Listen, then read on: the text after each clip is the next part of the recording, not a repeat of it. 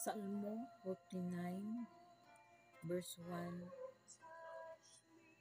to 20. Binuang ang pagsalig sa bahandi. Pamati niini kamong tanang katawan sa tanang dapit. Gamhanan ug dili gamhanan, dato ug kabos. Isulti ko ang malaamong mga pulong ug ipahayag ko sa tin-aw gayud ang akong hunahuna. Paminawon ko ang panultihon ug isaysay ko ang kahulugan niini samtang magtugtog ako sa alpa. Dili ako malisang sa panahon sa katalagman. Bisag libuton ako sa mga kaaway, sa mga tawo nga nagsalig sa ilang bahandi ug naghambog sa ilang kadato. Ang tawo dili gayud lukat sa iyang kaugalingon. Dili niya magpalit sa Dios ang iyang kinabuhi, kay mahal man kaayo ang kinabuhi sa tawo. Walay ihong salapi nga iyang ikabayad aron mabuhi siya hangtod sa kahangturan ug dili mahiadto sa lubnganan. Nakita na to nga bisan pa ang mga maalam mamatay. Ingon man ang mga buang-buang ug mga kuwanggol ug ibilin nila ang ilang bahandi ngadto sa uban. Ang lubnganan maunay ilang puloy-anan sa dayon ug mapabilin sila didto sa walay katapusan. Bisan pa kanhi may kaugalingon silang yuta.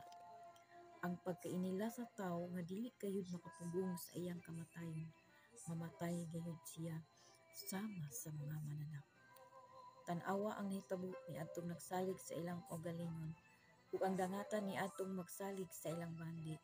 Mga matay sila sama sa mga karnero ug ang kamatayon maoy ilang magbalantay.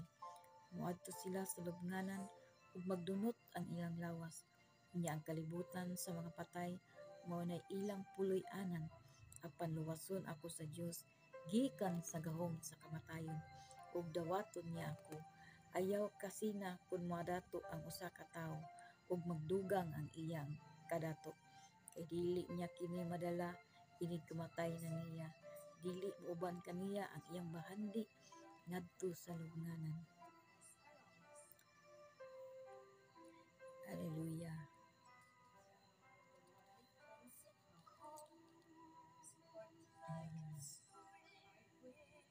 Bisan pa magtagbaw ang tawo niining kinabuhi ug daygon siya tungod sa iyang pagkamalampuson, mamatay gihapon siya ug motipon sa iyang katigulangan didto sa kangit-ngit nga walay katapusan.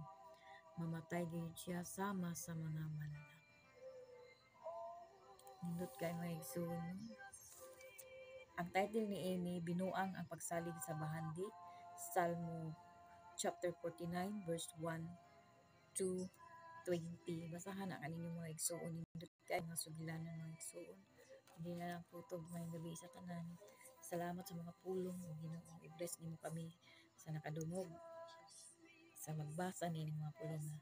Salamat.